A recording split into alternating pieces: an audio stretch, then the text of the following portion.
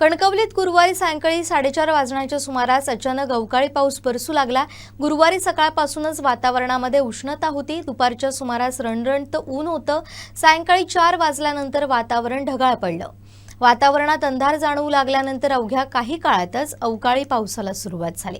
पावसाचा जोर सद्यस्थितीत इतका आहे की रस्त्यावरून पाणी देखील वाहू लागलाय। परिणामी कणकवली शहरात व्यापारी वर्गासह सर्वांचीच त्रेधा तिरपड उडाली।